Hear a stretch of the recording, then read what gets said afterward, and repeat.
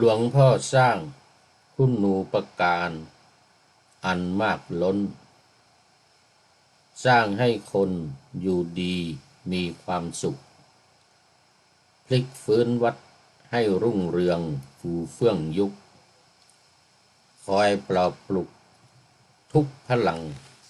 ความตั้งใจหลวงพ่อให้ความรู้ชูหน้าที่สนับสนุนเรียนบาลีที่ยิ่งใหญ่หลวงพ่อช่วยทุกสังคมสุขสมใจบำเพ็ญไปบริหารงานทั้งมวลหลวงพ่อสร้างสิ่งประเสริฐเลิศล้ำยิ่งทำทุกสิ่งสร้างสรรค์อันดีล้วนหลวงพ่อนำชาวล้านนาพาชี้ชวนจึงครบถ้วนทุกสิ่งอย่างสร้างความดีน้อมอธิษฐานคุณพระศรีเป็นที่ตั้งเป็นพลังมหากุศลผลท่วนทีให้หลวงพ่อพระธรรมเสนาบดีเจริญศรีเจริญชนพ้น100 ปี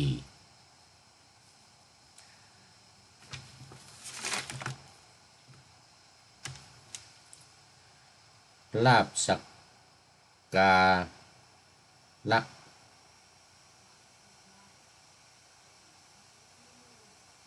ขอไปลาภสักการะสังยุตตะปฐมวรรคทารุณสูตรหลักว่าด้วยลาภยศสักการและความสรรเสริญคุณว่าทารุณ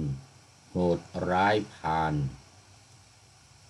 พระพุทธองค์ท่านตรัสเรียกพระทั้งหลายมาตรัสเรื่องเหล่านี้ให้พระทั้งหลายได้ทราบว่า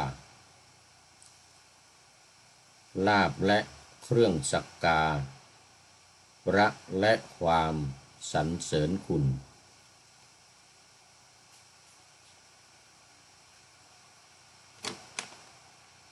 นั้นเป็นสิ่งหยาบคายอันตรายและทารุณต่อการบรรลุคุณธรรมะอันเกษมใจ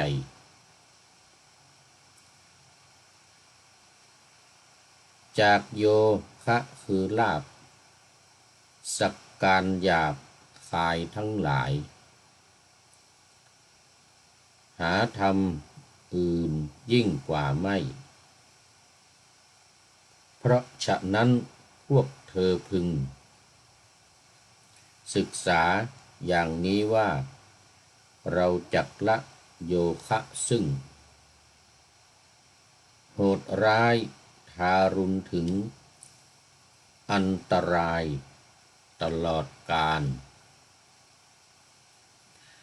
ขอถวายความนอบน้อมแด่พระรัตนตรัยมีพระพุทธเจ้าเป็นต้นขอถวายความเคารพพระมหาเถระพระเถรานุเถระเจ้าคณะพระสังฆาธิการทั่วโลกมีพระเดชพระคุณพระธรรมเสนาบดีรองเจ้าคณะภาคขอไปเจ้าคณะภาค7วัดพระธาตุดอยสุเทพเป็นต้นและขออำนวยพรแด่ท่านผู้ฟังท่านผู้ชมสาธุชนพุทธบริษัททั้งหลายวันนี้รายการพระไตรปิฎกลอยฟ้าก็ลอยมาจากวัดพระธาตุดอยสุเทพเยอรมันเหมือนเดิมเข้าสู่ธ 5 สถานีเหมือนเดิมคือสถานีวิทยุพระพุทธศาสนาแห่งชาติและจริยธรรมวัดพระธาตุดอยสุเทพมีพ่อครูวันลบนามวงพรหมเป็นหัวหน้าเป็นผู้อำนวยการวันนี้ว่าผิดอยู่เรื่อยเลย แต่ว่ามันดูจาก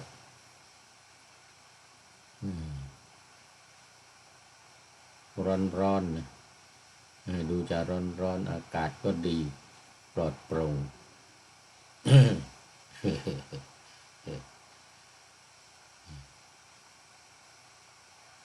ก็ครูวันลบนามวงกลมเป็นผู้อำนวยการอาจารย์พระมหาประสิทธิ์ประสาธิโกเป็นหัวหน้าสถานีและอาตมาภาพพระครูปริยัติยานุศาสตร์เป็นผู้บรรยายเป็นประจำทุกวันเวลา 23 นาฬิกาถึง 24 5 ทุ่มถึงเที่ยงคืนทุกวัน 2. สถานีวิทยุเพื่อการศึกษาพระพุทธศาสนาและวัฒนธรรมวัดฝายหินตำบลสุเทพอำเภอเมืองจังหวัดเชียงใหม่มีท่านพระครูสมุขวิสุวัตรวรกิจโยเป็นผู้อำนวยการออกอากาศเวลา 8 ถึง 9 นาฬิกาวันจันทร์ถึงวันศุกร์ 3. สถานีคลื่นสีขาวเพื่อชาวประชาวัดปากทางเจริญอำเภอดอยหล่อจังหวัดเชียงใหม่มีพระครูอภิวัฒนวิกรมรองเจ้าคณะอำเภอดอยหล่อเจ้าอาวาสวัดปากทางเจริญเป็นผู้อำนวยการ 4. สถานีวิทยุชุมชนคณะสงฆ์อำเภอฝางจังหวัดเชียงใหม่วัดพระพุทธบาทอุดมหรือน้ำบ่อสาวามีพระเดชพระคุณหลวงพ่อพระครูสุจิตรานุรักษ์หลวงพ่อเจ้าคณะอำเภอฝางเป็นผู้อำนวยการและสุดท้ายสถานีวิทยุมจร.วิทยาลัยสงฆ์นครลำปางมีอาจารย์จีรศักดิ์ปันลำเป็นผู้อำนวยการก็ขออนุโมทนาเป็นอย่างยิ่งทั้ง3 สถานีหลังนี้ก็ออกอากาศเวลา 8 ถึง 9 นาฬิกาทุกวันคือทั้งวัดปากทางเจริญวัดพระพุทธบาทอุดมและมจร.วิทยาลัยสงฆ์นครลำปาง8 นาฬิกาถึง 9 นาฬิกาทุกวันแล้วตอนนี้ก็ขอต้อนรับคุณโยมสายสมรน้อมกราบสาธุสาธุสาธุตอนนี้คุณโยมผัดสายสมรเข้ามาตั้งแต่ไก่ไม่ทันหู เขาเรียกว่าเข้ามาแต่หัวรุ่งไก่ไม่ทันหูพระสุริโยไม่จับขอบฟ้า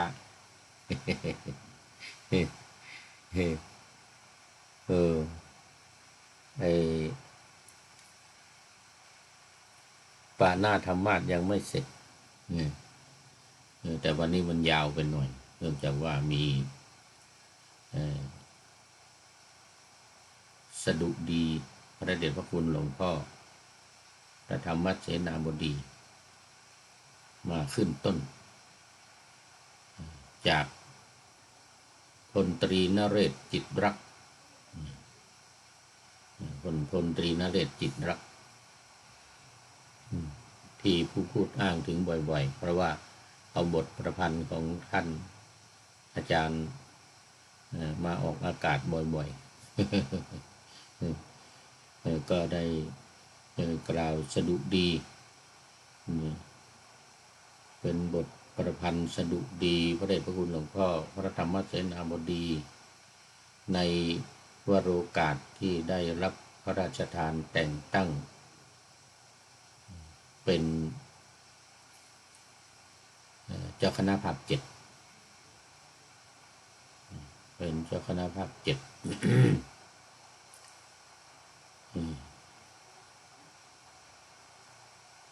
แล้วเมื่อประกาศมาเมื่อวันที่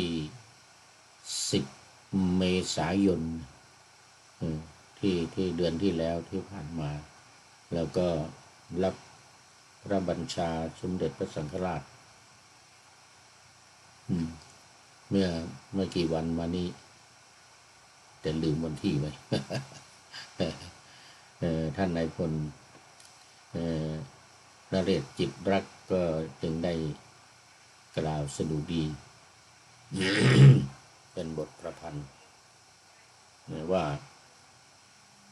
หลวงพ่อสร้างคุณูปการอันมากล้นสร้างให้คนอยู่ดีมีความสุขพลิกฟื้นวัดให้รุ่งเรืองฟูเฟื่องยุคคอยปลอบปลุกทุกพลังความตั้งใจเนี่ยเป็นต้นนะว่าไปแล้วอ่านไปแล้วเมื่อกี้นี้มาตอนขึ้นต้นซึ่งก็เป็นการเชิดชูยกย่องพระเดชพระคุณหลวงพ่อพระธรรมเสนาบดีเจ้าคณะภาค7วัดพระธาตุดอยสุเทพในครั้งนี้แล้วก็จะได้นำออกอากาศบ่อยๆในโอกาสต่อไปรายการต่อไป รายการอื่นๆด้วยแล้วก็ขอขอบคุณอนุโมทนากับท่านนายพลนเรศจิตรักไว้ในโอกาสนี้ด้วย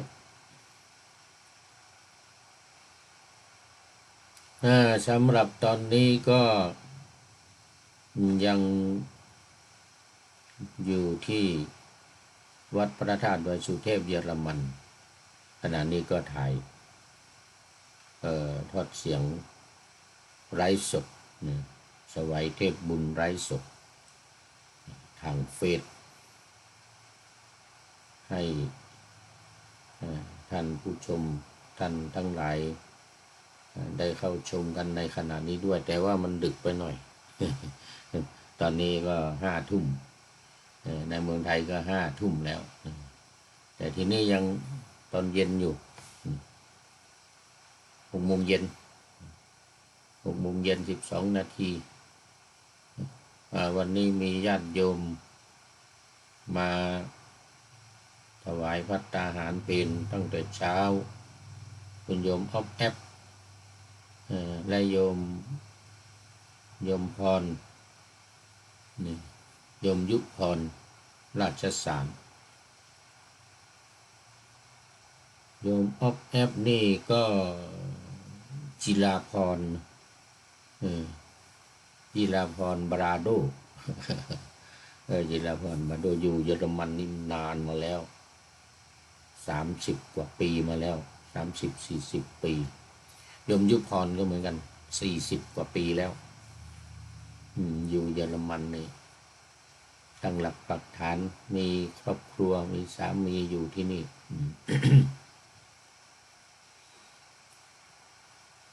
แล้วก็มีโยมอันนาอันนี้เป็นคนเม็กซิโกก็มาอยู่เยอรมันได้สามีเยอรมันนี่30 ปีแล้วก็พูดภาษาเยอรมันได้ พูดภาษาเยอรมันได้แล้วก็มีอีกมีฝรั่งมาอีกวันนี้2 คน3 คนด้วยเนี่ยเมื่อกี้นี้มาอีกคนหนึ่งตอนเมื่อกี้เนี่ยตอนเย็นเนี่ยตอนแรกก็มีมาช่วยงานก็คือโยมมาร์ตินโยมมาร์ตินนี่ก็มาช่วยงานวัดตั้งแต่สมัยแรกโน้นที่ท่านอาจารย์พระมหาชัยวิชิตมาก่อร่างสร้างวัดเมื่อสัก10 ปีก่อนโน้นเมื่อ10 ปีก่อนโน้นละรุ่นแรกๆโน้นละก็ทราบว่าเนี่ยมาช่วยงานวัดก็มันนอนอยู่ห้องเนี้ยเนี่ยห้องที่ผู้พูดจัดรายการอยู่นี่ห้องที่ผู้พูดจัดรายการอยู่นี่แล้วอีกคนหนึ่งก็โยม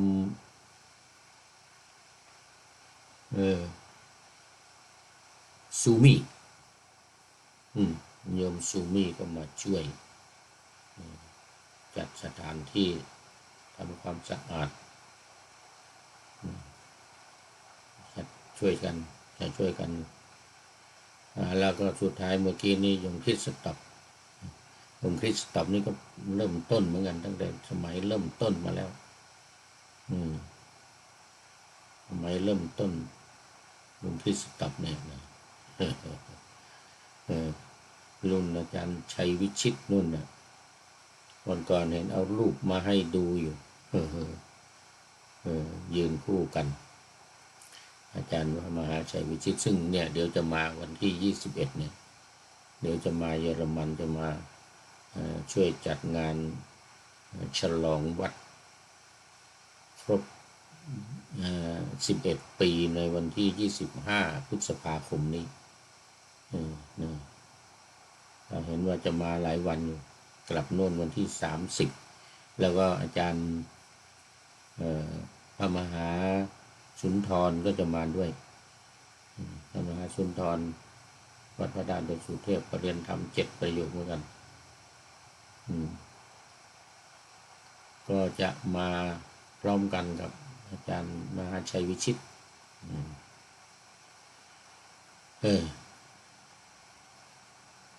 แล้วตอนเย็นนี้ก็สุดท้ายมาอีกท่านหนึ่งก็คือโยมแดงโยมแดงก็รุ่นเก่าแก่รุ่นบุกเบิกเหมือนกันนะในสมัยเมื่อ20 ปีมาแล้วก่อร่างสร้างวัดพระธาตุดอยสุเทพนี่โยมแดงก็คือชื่อโยมปองรักบุญผ่องโยมปองรักบุญผ่องนี่ก็มาอยู่นานแล้วจะ20 กว่าปีจะ30แล้วเอาละตอนนี้ก็เข้ามาสู่เนื้อหาสาระของธรรมะงานการประชาสัมพันธ์ด้านกิจการงานของวัดพระธาตุดอยสุเทพก็มีวันเนี้ยวันที่10 ถึง 11นะ2 วันเนื่องในโอกาสวิสาขบูชาคุณโยมปองรักก็มานอนวันนี้แล้วถือศีล8วันพรุ่งนี้ถือศีล8บวชชีพราหมณ์ปฏิบัติธรรมช่วยงานด้วยช่วยงานเตรียมงานวิสาขบูชาเสร็จแล้วก็ลดอยู่ถึงวันที่10-11นู่นแหละถึงวันที่10-11โยมปองรัก เราถือโอกาสนี้เชิญชวนญาติโยมสาธุชนทั้งหลายมาร่วมกันในวันวิสาขบูชานี้ปฏิบัติธรรมเห็นโยมอ๊อฟแอปว่าจะมีมาหลายคนเหมือนกันนะเสาร์อาทิตย์นี่วิสาขบูชาเนี่ยจะมากันหลายคนเชิญชวนมาร่วมกันปฏิบัติธรรมกรรมฐานซึ่งเป็นหัวใจสำคัญของพระพุทธศาสนาพระพุทธศาสนาเป็นศาสนาปฏิบัติไม่ใช่ศาสนาอ้อนวอนนะต้องปฏิบัติเอาเองอยากได้อะไรต้องปฏิบัติต้องสร้างบารมีด้วยการปฏิบัติไม่ใช่อ้อนวอนให้ใครมาช่วยให้สิ่งศักดิ์สิทธิ์ทั้งหลายมาช่วยไม่ใช่อย่างนั้นแต่เป็นการปฏิบัติเอาเองสร้างบารมีกันเอาเองใครจะไปสวรรค์ใครจะไปนิพพานก็สร้างเอาเองใครจะอยู่ในเมืองมนุษย์จะไม่ไปสวรรค์ไปนิพพานจะอยู่ในเมืองมนุษย์ก็สร้างคุณงามความดีปฏิบัติธรรมให้อยู่ในเมืองมนุษย์อย่างมีความสุขเช่นมีศีลห้ามีศีลห้าบริสุทธิ์นี่ก็สบายแล้วอยู่ในเมืองคนนี่อย่างสบายมีคุณธรรมอย่างอื่นก็ได้ด้วยอย่างมีจาคะสุตตะจาคะปัญญาเหล่านี้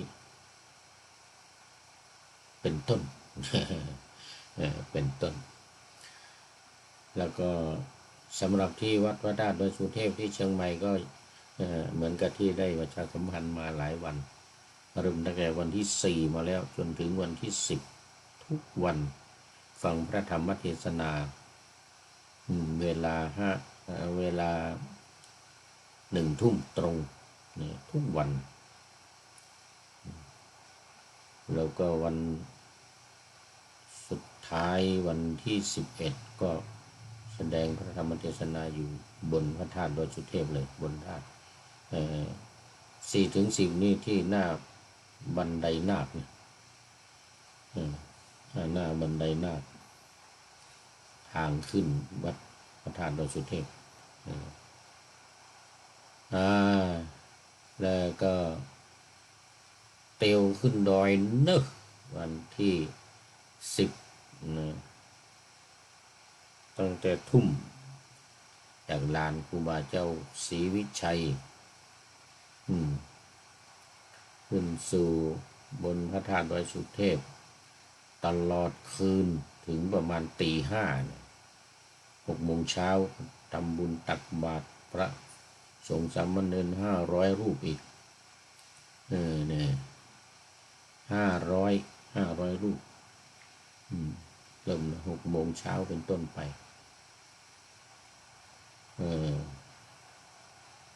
หลังจากนั้นส่งน้ำพระธาตุด้วยน้ำสงฆ์พระราชทานที่แห่กันขึ้นมาตอนเย็นเนี่ยนะแห่กันขึ้นมาถึงตี 5แล้วก็ส่งพระบรมธาตุในวันที่11ตอนบ่ายประมาณบ่ายโมงบ่าย 2บ่าย 3นี่แหละเอาพิธีก็มีพิธีอยู่หลายอย่าง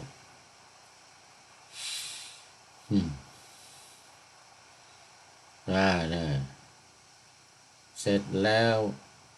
วันที่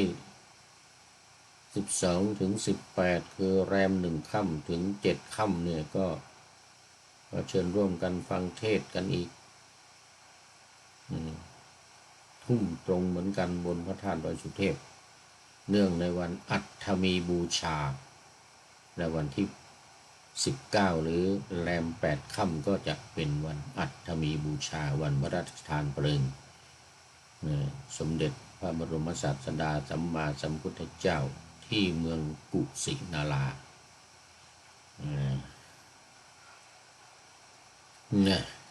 เอาละพอสมควรแก่เวลาวิหารลาย วันนี้สเพเหระเข้ามาสู่พระไตรปิฎกวันนี้ก็ขึ้นสูตรใหม่ด้วยแล้วก็ขึ้น เขาเรียกว่าสังยุตใหม่นี่ยังอยู่ในสังยุตตนิกายนะสังยุตใหม่วันนี้เป็นลาภสักการะสังยุตที่ประกอบไปด้วยเรื่องลาภและสักการะทั้งสังยุตเลยประมาณ11ถึง12-13สูตรนี่นะยังไม่รู้มีกี่สูตรนี่ยังดูไม่หมด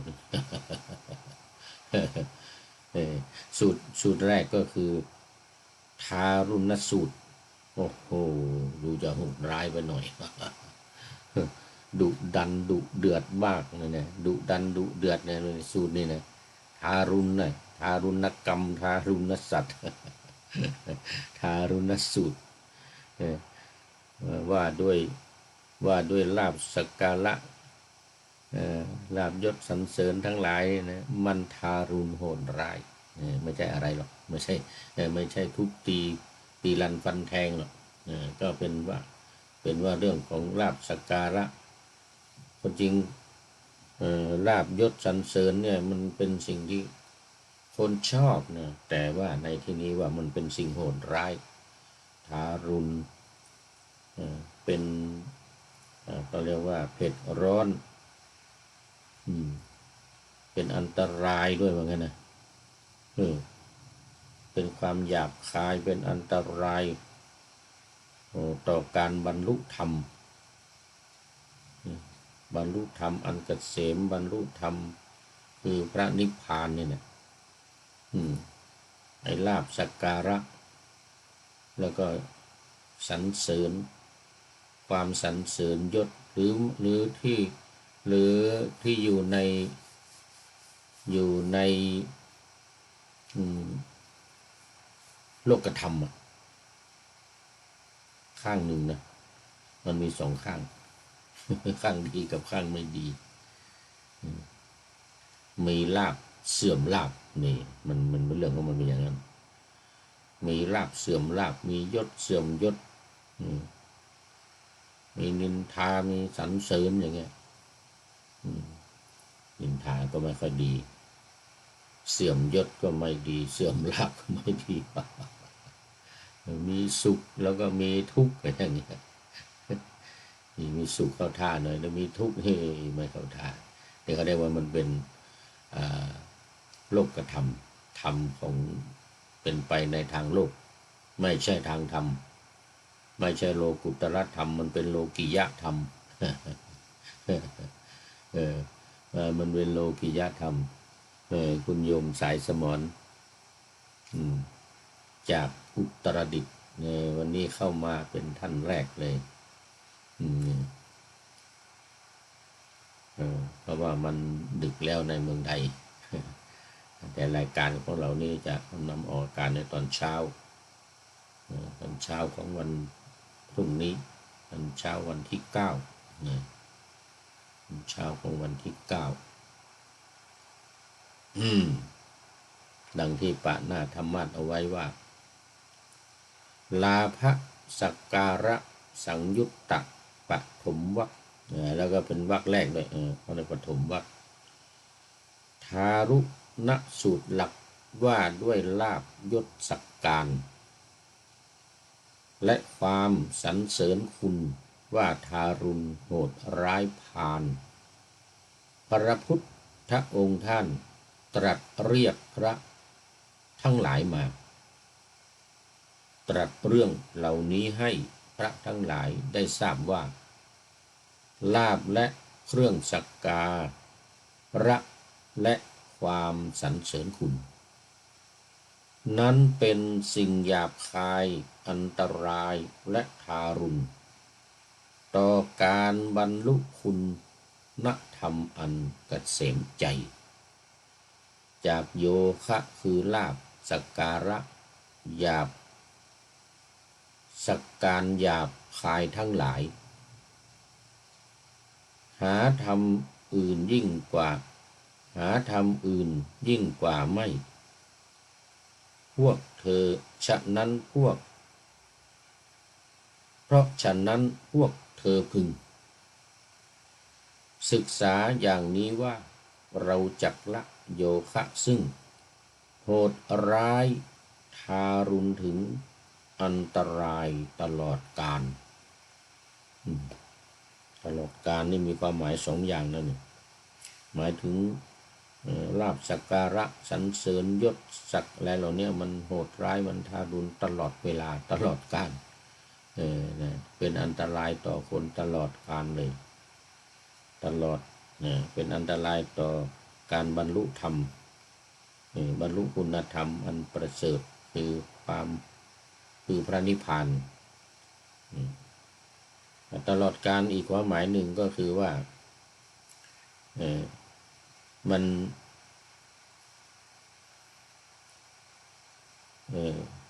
ละตลอดกาลหมายถึงละมันตลอดกาลละโยคะก็คือสิ่งโหดร้ายทั้งหลายนะโยคะทั้งหลายที่ประกอบด้วยสักการะด้วยลาภด้วยยศสรรเสริญไอ้ที่มันเป็นส่วนที่เป็นลาภเป็นยศเป็นสรรเสริญเป็นสุขนี่เพราะฉะนั้นทำไมจึงว่าลาภและสักการะมันเป็นของที่เป็นอันตรายที่มันเป็นของหยาบคายทั้งที่ว่ามันเป็นสิ่งที่ดีใครๆก็อยากได้ลาภ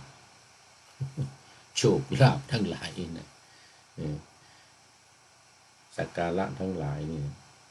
แต่ที่ว่ามันเป็นโทษมันเป็น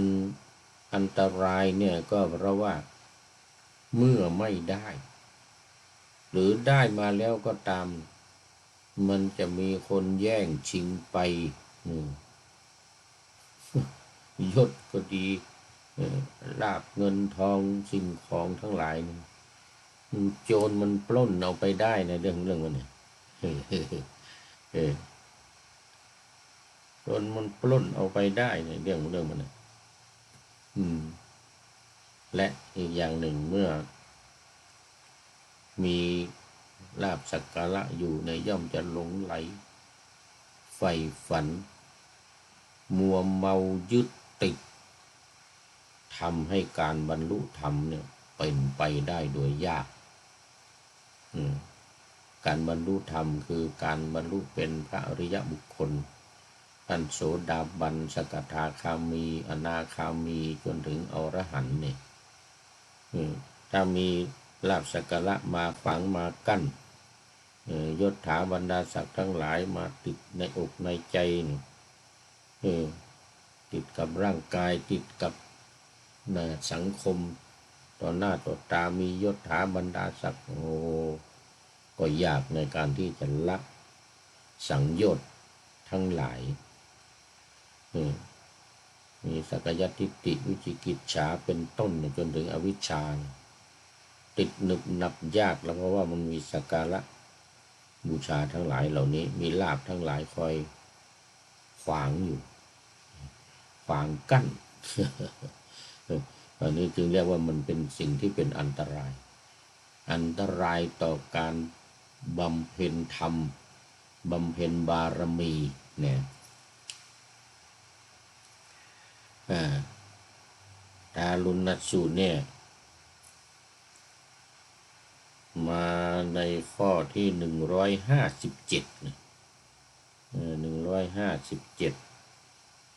อยู่ในหน้าที่265พระไตรปิฎกฉบับมหาจุฬาเล่มสีฟ้านะเล่มที่16สังยุตตนิกายเล่มที่16ใจความเพิ่มเติมอีกก็คือข้าพเจ้าได้สดับมาอย่างนี้นี่หมายถึงท่านพระอานนท์สมัยหนึ่งพระผู้มีพระภาคประทับอยู่ณพระเชตวันอารามของอนาถบิณฑิกะเศรษฐีเขตกรุงสาวัตถีณที่นั้นพระผู้มีพระภาคได้รับสั่งเรียกภิกษุทั้งหลายมาตรัสว่าภิกษุทั้งหลายบอกภิกษุ เป็นหมื่นอยู่ในเชตวันประมาณ30,000เนี่ยนะก็ทูลรับสนองพระบรมดำรัสของพระผู้มีพระภาคแล้วพระองค์จึงได้ตรัสเรื่องนี้ว่าภิกษุทั้งหลายลาภสักการะและความสรรเสริญลาภในนี้หมายถึงปัจจัย4นะ ปัจจัยทั้ง4มีอะไรบ้างอาหารบิณฑบาตนี่อย่างหนึ่งนะเสนาสนะที่อยู่อาศัย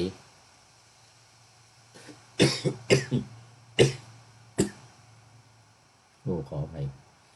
ยารักษาโรคนี่ปัจจุบันนี้ก็รวมไปถึงเงินทองทั้งหลายที่ถวายที่เรียกถือว่าเป็นลาภสักการะที่ญาติโยมถวายนี่ด้วยปัจจัยทั้ง4อย่างนี่แหละสำคัญนะสักการะนี่ก็หมายถึงลาภที่เกิดจากการทำงานแล้วก็เกิดจากปัจจัย4สิ่งที่เป็นสักการะทั้งหลายเมื่อทำงานได้รับการยกย่องก็จะมีสักการะเข้ามาสักการเครื่องสักการะบูชาหรือแม้แต่คำสดุดีสรรเสริญเหมือนกับบทประพันธ์ของพลตรีนเรศจิตลักษณ์นี่อันนี้ก็ถือว่าเป็นการเป็นลาภอย่างหนึ่งเป็นลาภเป็นสักการะที่เขียนขึ้นมายกยอปอปั้นนี่นะนี่ก็ถือว่าเป็นลาภสักการะอย่างหนึ่งบทประพันธ์ที่ขึ้นต้นรายการเมื่อกี้นี้ก็เป็นสิ่งสักการะ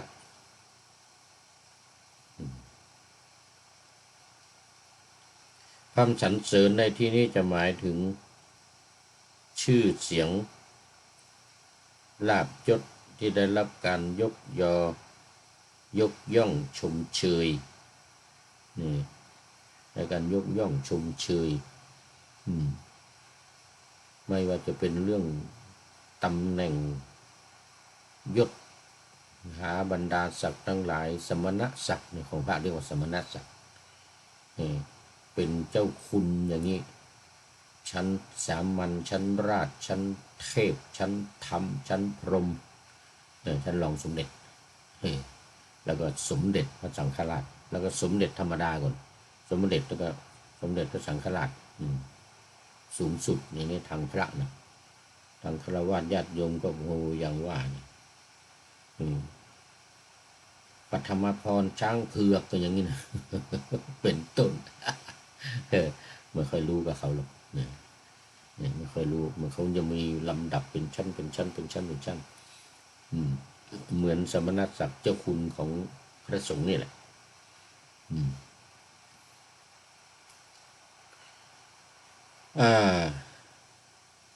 อันนี้นะภิกษุทั้งหลาย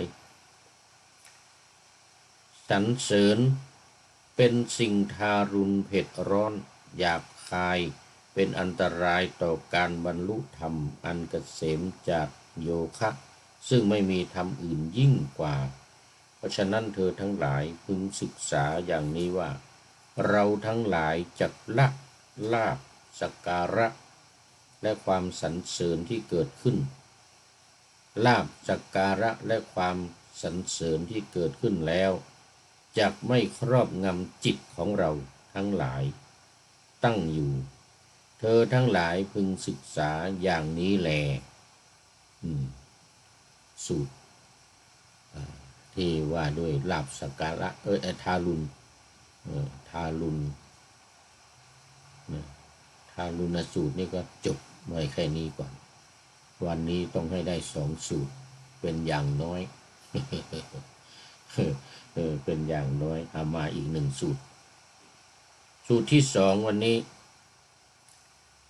พลิสสูตรนี่พลิสสูตร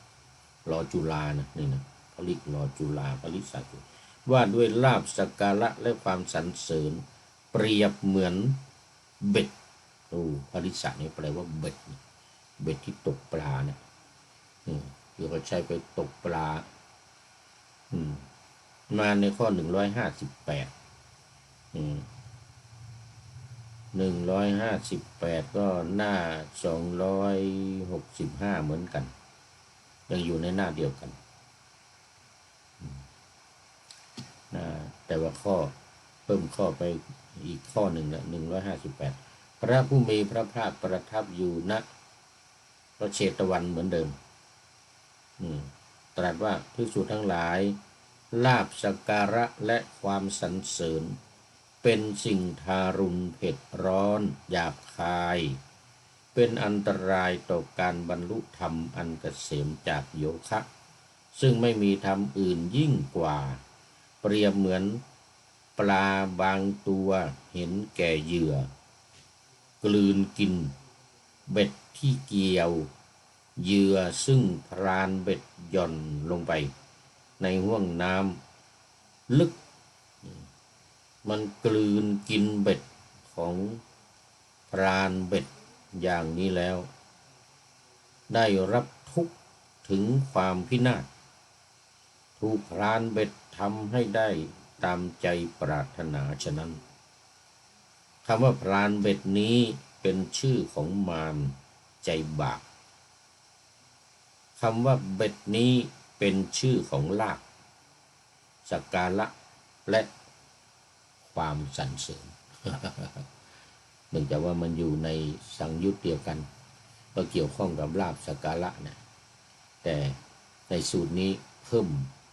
อุปมาอุปไมยเข้ามาเพื่อให้มีความเข้าใจชัดเจนขึ้นเบ็ดแล้วก็เหยื่อที่นำมาล่อเนี่ยตัวนี้แหละคือ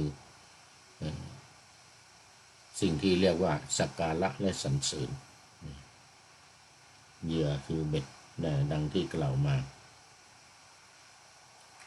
บอกว่าเบ็ดเนี่ยคือมารเหมือนกันนะมารผู้ใจบาปมารผู้ใจบาปนี่ยังไงก็คือสิ่งที่เป็นตัวกิเลสนั่นเองเขาเรียกว่ากิเลสสมานมารคือกิเลสตัวที่มาขัดขวางการบรรลุธรรมการปฏิบัติธรรมจะไม่ถึงที่สุดแห่งทุกข์จะไม่ได้พ้นไปจากทุกข์ในโลกนี้ก็จะติดอยู่พัวพันมัวเมาลุ่มหลงไหลอยู่ในลาภสักการะและสรรเสริญทั้งหลายก็ไม่ไปที่ไหน ไม่สามารถที่จะไปที่ไหนไม่สามารถที่จะออกจากสิ่งทั้งหลายเหล่านี้ไปได้จึงถือว่ามันเป็นสิ่งเผ็ดร้อนเป็นอันตรายแต่ถ้ายังคนที่ยังลุ่มหลงมัวเมาอยู่ติดอยู่ก็ยังชอบใจอยู่ในลาภสักการะทั้งหลายก็ว่าเป็นของหวานเป็นของหอม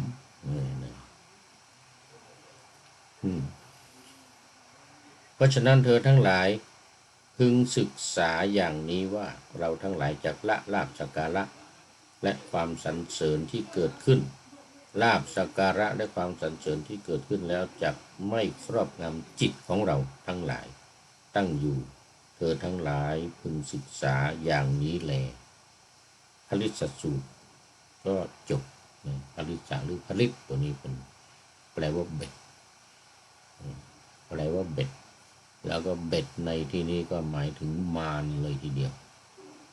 แล้วมารในที่นี้ก็จะหมายถึงกิเลสสมานมันมีหลายอย่างกิเลสสมานขันธมาร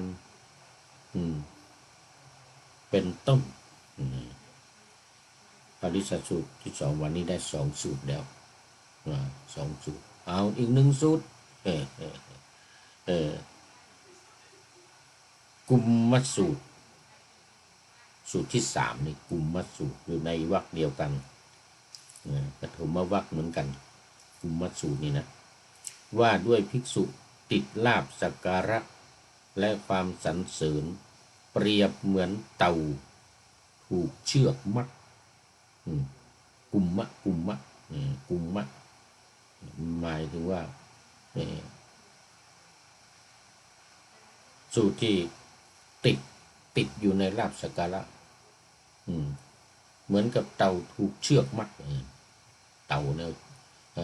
ปกติก็ไปช้าอยู่แล้วถ้าถูกเชือกมัดอีกด้วยแล้วก็หยุดนิ่งอยู่กับที่ไม่ไปไหนเหมือนภิกษุที่ติดอยู่ในลาภสักการะพระพุทธองค์ก็ตรัสว่ากับภิกษุทั้งหลายอยู่ในกรุงราชคฤห์เหมือนกันว่าภิกษุทั้งหลายลาภสักการะและความสรรเสริญเป็นสิ่งที่ทารุณเผ็ดร้อนหยาบคายเป็นอันตรายต่อการบรรลุธรรมของเธอทั้งหลายเป็นอย่างยิ่งหาธรรมอื่นยิ่งกว่าไม่ได้เลยในการที่จะเป็นเบ็ดหรือเป็นสิ่งที่จะผูกมัดเหมือนกับเต่าถูกมัดเนี่ยนะ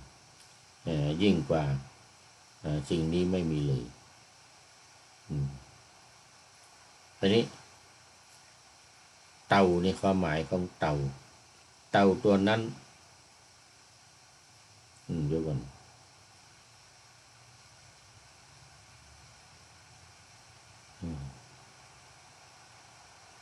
อาศัย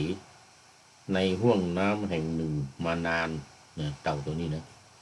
เต่าตัวนี้อาศัยห้วงน้ำแห่งหนึ่งมานานครั้งหนึ่ง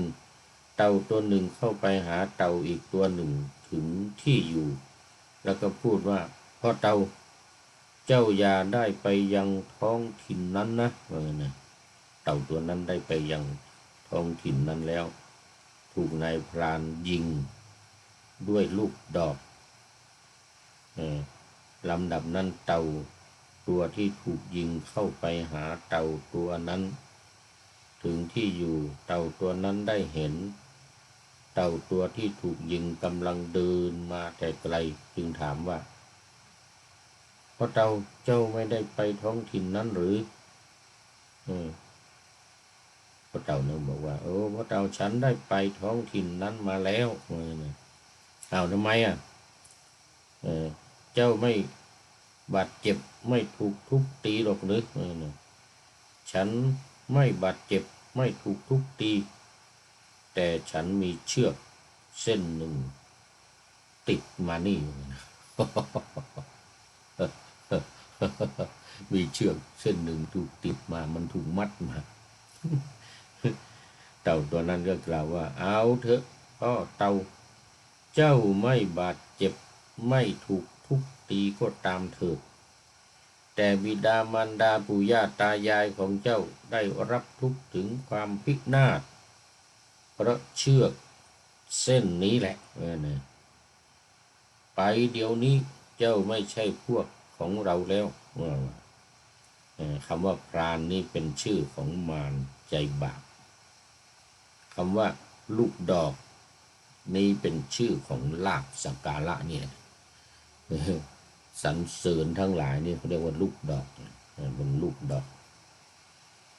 คำว่าเชือกนี้เป็นชื่อของนันทิราคะคือความพอใจในกามราคะคือความใคร่ในกามคุณทั้งหลายในลาภสักการะทั้งหลายรูปเสียงกลิ่นรสสัมผัสสิ่งของที่มาสัมผัสเรานี่เป็นถือว่าเป็นลูกดอกถือว่าเป็นเครื่องสักการะทั้งหลายนี่นะนันทิถือว่าเป็นนันทิเป็นราคะภิกษุบางรูปยินดีพอใจ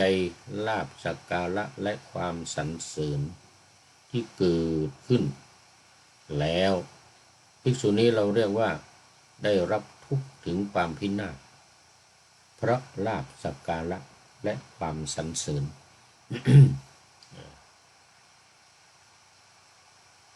อันเปรียบเหมือน ลูกดอกถูกมารใจบาปทำได้ตามใจปรารถนาภิกษุทั้งหลายลาภสักการะและความสรรเสริญเป็นสิ่งทารุณหยาบคายเป็นอันตรายต่อการบรรลุธรรมอย่างนี้เธอทั้งหลายพึงศึกษาอย่างนี้แลกุมมาสูตรที่สามก็จบนี่จบไปอีกสูตรหนึ่งกุมมาสูตรที่สามเอาอีกหนึ่งสูตรยังพอมีเวลายังพอมีเวลาวันนี้เนื่องจากว่ามันเกี่ยวข้องกันแต่ว่ามันจะมีสิ่งเปรียบเทียบที่เข้ามาทีฆะโลมิกสูตรนะว่าด้วยภิกษุติดลาภสักการะและความสรรเสริญเปรียบเหมือนแกะขนยาวถูกหนามเกี่ยวนี่มีเพิ่มเข้ามาก็สิ่งที่เข้ามาเปรียบเทียบอุปมาพระมีพระภาคก็อยู่ที่วัดเชตวันเหมือนเดิมตรัสกับภิกษุทั้งหลายเหมือนเดิมว่าลาภสักการะเนี่ยเป็นสิ่งที่โหดร้ายทารุณเป็นอันตรายต่อการบรรลุธรรมเปรียบเหมือนแกะขนยาวเข้าไปสู่พงหนามมันพึงติดถูกหนามเกี่ยวเกาะได้รับทุกข์ถึงความพินาศในที่นั้นๆอุปมานี้ฉันใดอุปไมยก็ฉันนั้นภิกษุบางรูปในธรรมวินัยนี้ถูกลาภสักการะและความสรรเสริญครอบงำย่ำยีจิตเวลาเช้าครองอันตรวสกถือบาตรและจีวรเข้าไปบิณฑบาตยังบ้านหรือนิคมเธอติดข้องถูกปัจจัยเกี่ยวเกาะได้รับทุกข์ถึงความพินาศในที่นั้นๆภิกษุทั้งหลายลาภสักการะและความสรรเสริญเป็นสิ่งโหดร้ายทารุณต่อเธอทั้งหลายดังกล่าวมานี้เพราะฉะนั้นเธอทั้งหลายพึงศึกษาอย่างนี้แลทีมะโลมิกสูตรที่สี่ก็จบจบพอดีเลยอันนี้เหมือนกับว่าแกะที่ถูกหนามยาว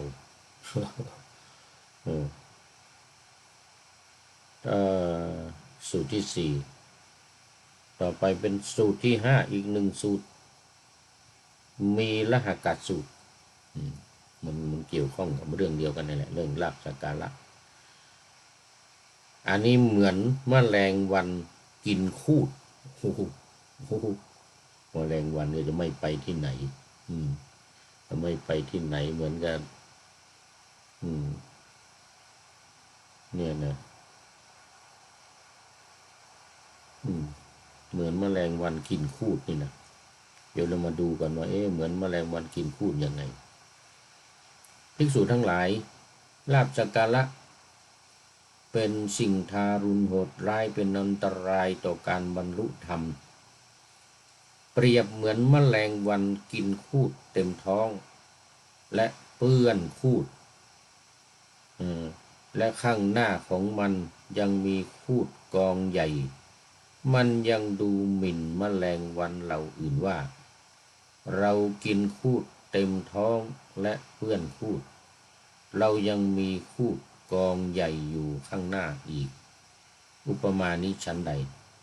อุปไมยนี้ก็ฉันนั้นภิกษุบางรูปในธรรมวินัยนี้ถูกลาภสักการะและความสรรเสริญครอบงำย่ำยีจิตเวลาเช้าครองอันตรวาสกถือบาตรและจีวร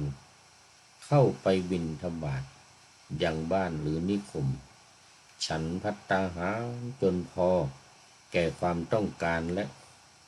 ทายกยังนิมนต์ให้ฉันในวันรุ่งขึ้นอีกแม้อาหารของเธอจะเต็มบาตรเธอไปอารามแล้วยังพูดโอ้อวดท่ามกลางหมู่ภิกษุว่าผมฉันพอแก่ความต้องการแล้ว ทายกยังนิมนต์ให้ฉันในวันรุ่งขึ้นอาหารของผมก็เต็มบาตรและยังจะได้จีวรบิณฑบาตเสนาสนะและกีฬานะปัจจัยเภสัชบริขารอีกส่วนภิกษุเหล่าอื่นมีบุญน้อยเหมือนกันนะมีศักดิ์น้อยจึงไม่ได้จีวรไม่ได้บิณฑบาตไม่ได้เสนาสนะและกีฬานะปัจจัยยเภสัชเหมือนเราเธอถูกลาภสักการะและความสรรเสริญครอบงำย่ำยีจิตจึงดูหมิ่นภิกษุเหล่าอื่นผู้มีศีลเป็นที่รักการกระทำของโมฆะบุรุษนั้นเป็นไปเพื่อมิใช่ประโยชน์เพื่อทุกข์ตลอดกาลนานภิกษุทั้งหลายลาภสักการะและความสรรเสริญเป็นอันตรายโหดร้ายทารุณต่อการบรรลุธรรมต่อบุคคลผู้ยังไม่บรรลุธรรมด้วยประการอย่างนี้เพราะฉะนั้นเธอทั้งหลายพึงศึกษาอย่างนี้แลมีละหกสูตรที่5จบวันนี้5สูตรวันนี้5สูตรแล้วเหลืออีก5สูตรเอาไว้ในวันต่อไปเนี่ยวันนี้มีโยมสายสมรอยู่เป็นท่าน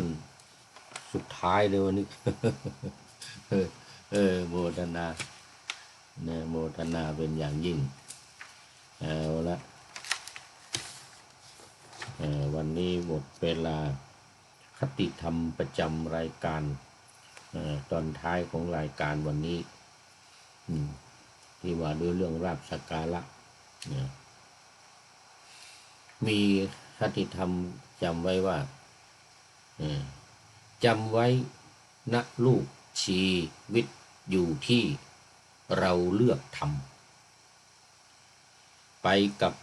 พึ่งตัวงามจะเจอดอกไม้หอมเย็น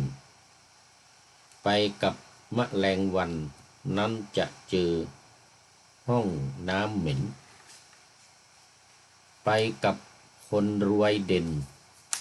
จะเจอวิธีหาเงินเอาละหมดเวลาขอนำพระไตรปิฎกลอยฟ้าไปจากผู้ฟังทั้งหลายในโลกล่าวันต่อไปจะได้จรย้อนกลับมาสู่สถานีใหม่ให้ท่านฟังอย่าลืมเปิดวิทยุหรือเครื่องรับโทรศัพท์โมบายคอมพิวเตอร์ผัง YouTube เฟซเพจไลน์ให้ดังเพื่อชมฟังรายการวันต่อไปขอทุกท่านมีความสุขทุกคืนวันนำธรรมะประกอบการงานทั้งหลายเช่นขยันทำงานทางวาจากายใจขวนขวายกิจการงานนานาบำเพ็ญสาธารณประโยชน์เว้นสิ่งที่มีโทษเยี่ยงสาประกอบแต่กรรมดีมีราคาแสวงหาเงินทองครองใจคนเสียสละพละทรัพย์นับมากน้อยไม่ให้ล้านก็ให้ร้อยไม่ด้อยผลเอื้อคนรวยช่วยคนยากฝากคนจนให้ทุกคนเท่ากันมากตรฐานเดียวขอเจริญพร